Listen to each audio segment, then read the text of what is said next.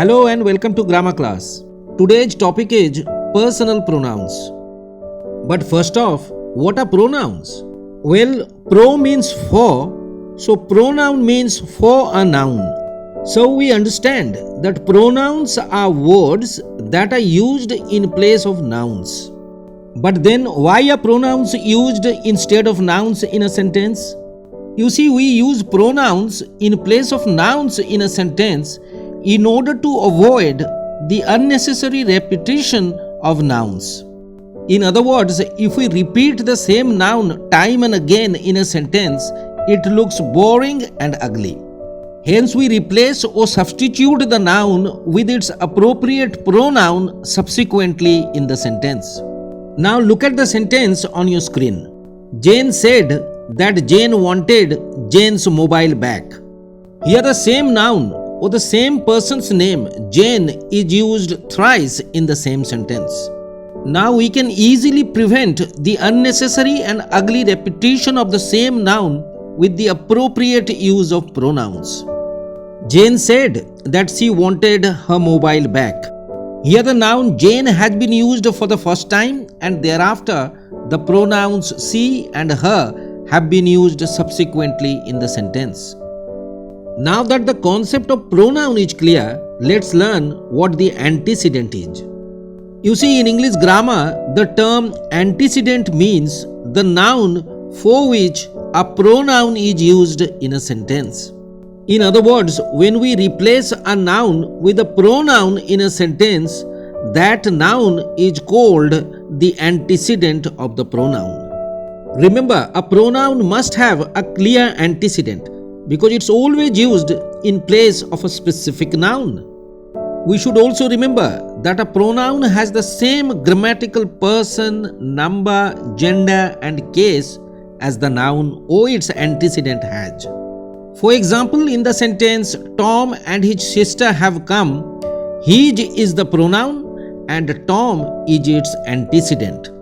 Why? Because the word his has been used in place of the noun Tom in order to prevent its unnecessary repetition in the sentence. My teachers are helpful, so I respect them. In this sentence, the noun teachers in the first clause has been replaced with the word them in the second clause. Obviously, them is the pronoun and the noun replaced, teachers is its antecedent. Lena is absent today because she is unwell. Clearly, the word she is the pronoun here and the noun Lena is its antecedent. I hope the concept of the pronoun and its antecedent is clear to you. You see, there are many kinds of pronouns in English grammar. But as the name suggests, personal pronouns are the pronouns that are used in place of the names of persons. But not just persons or humans. Personal pronouns may also replace or refer to animals, objects, places, and ideas. As I said earlier, personal pronouns and their antecedents agree in person, number, gender, and case. In other words, personal pronouns have different forms that show the grammatical person, number, gender, and case of their antecedents in sentences. You see, personal pronouns have three grammatical persons. The first person means the speaker or the person who speaks. I and we are the personal pronouns of the first person. The second person is defined as the person who is directly addressed or spoken to. You is the only personal pronoun of the second person. And the grammatical third person is the person who is spoken about. He, she, they, and it are the personal pronouns of the third person. Personal pronouns may be in singular number or plural number. The first person pronoun I and the third person he, she, and it are in singular number. The second person pronoun you may be either singular or plural. But the first person pronoun we and the third person they are in plural number. In English grammar, there are three cases of personal pronouns, namely the nominative case, the objective case, and the possessive case. When a pronoun is used as the subject of a sentence, it is said to be in the nominative case. For example, the personal pronouns I, we, you, he, she, they, and it are in the nominative case. Why? Because these forms of pronouns are always used as the subject of a sentence or clause.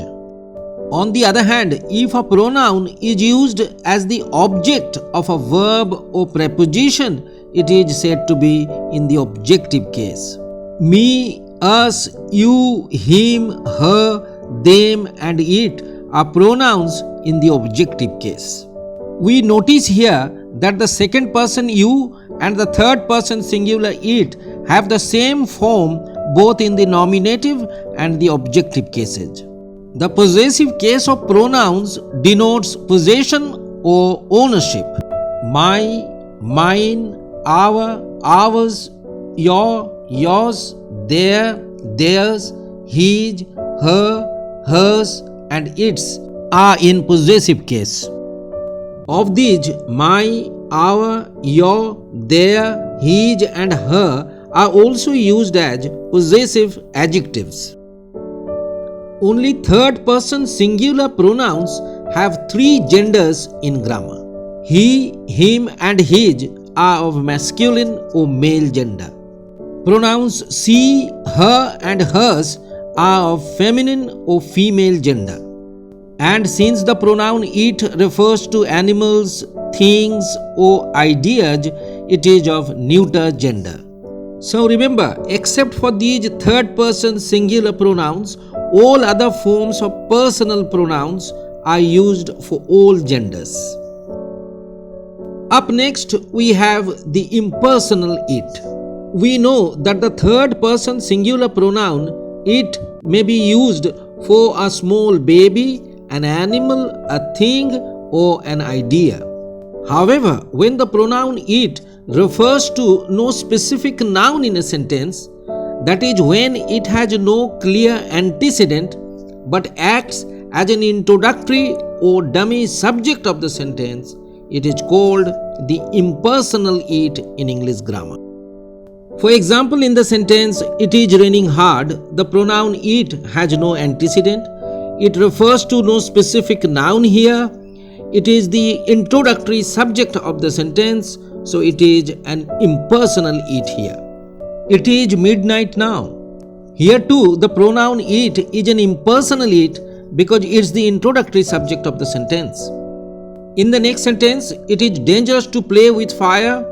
It refers to no specific noun, but acts as the introductory or empty subject of the sentence.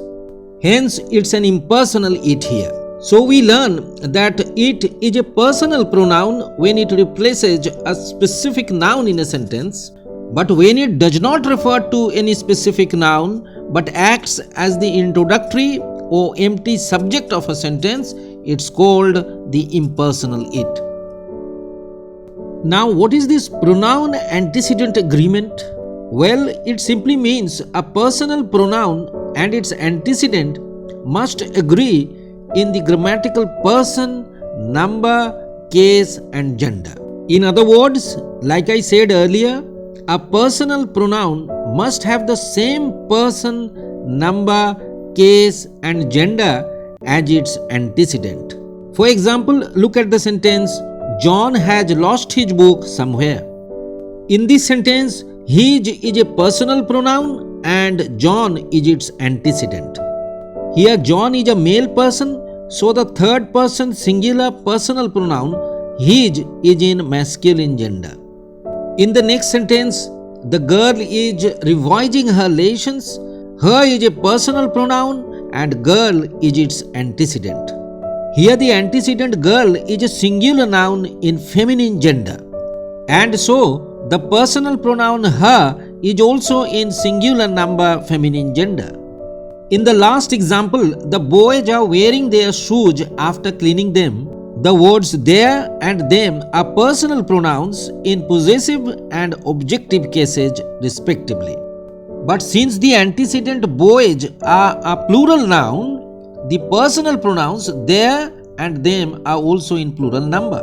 So let me tell you once again that personal pronouns must agree with their antecedents in number, person, case and gender. Last but not the least, the order or sequence of personal pronouns. Sometimes we have to use two or more personal pronouns of different grammatical persons for the same verb. In such cases, we have to place the personal pronouns of different persons in a particular order in the sentence. Now I am going to explain the order or position of personal pronouns with examples. If we are making a general statement for pronouns of the singular number, the order is second person, third person and finally first person. For example, you, he and I are teammates. The second person you has come first, followed by the third person he and finally the first person I. However, when we are making a general statement with plural pronouns of different persons, the order or sequence is different. For the pronouns of plural number, the order is first person, followed by second person and finally the third person. We, you and they can together make it possible. Here the pronouns are of plural number, so the first person we has come first, followed by the second person you and finally the third person they. However, when we make a statement of responsibility, regret, blame, etc., we follow a different sequence or order of pronouns. In such a case, the first person pronoun comes first, followed by the third person pronoun and finally the second person pronoun. For example, I, he and you are responsible for this accident. It's not a general statement. It denotes the speaker's regret or sense of responsibility. So here the order of personal pronouns has changed. The speaker is mentioning himself first. Take another example. I and he will have to compensate for this damage. These two is a statement of responsibility or guilt. Hence the speaker is mentioning himself first and the first person I has come before the third person pronoun he. Finally, before signing off, let me point out some common errors with personal pronouns. Personal pronouns in the possessive case such as mine, yours, theirs, ours, etc. are used at the end of the sentence. So the sentence, this pen is mine is correct. Don't write, this pen is mine. So pronouns mine, yours, ours, theirs, etc. cannot be used before a noun. This is mine pen is a wrong use. We should say, this is my pen. Suppose somebody is asking, who has broken the flower vase? In reply, you should use the personal pronoun in the objective case. It's me is correct, not it's I. But the next example is a cleft sentence. So in the principal clause, we are using the nominative case. It was I who killed the snake. Here we cannot write, it was me who killed the snake. After let, the personal pronoun is always in the objective case. Let him do the work is correct. While introducing yourself, don't start with myself. For example, it's correct to say, I am Derek, the manager. Don't say, myself Derek, the manager. Now guess, he is not as tall as I or me. Well, it's I. He is not as tall as I am is correct. He is not as tall as me is incorrect. That's the end of today's class. Hopefully you liked the video. Please be sure to like, share, comment and subscribe to our channel, and do not forget to click the notification bell for more grammar content. Thanks for watching.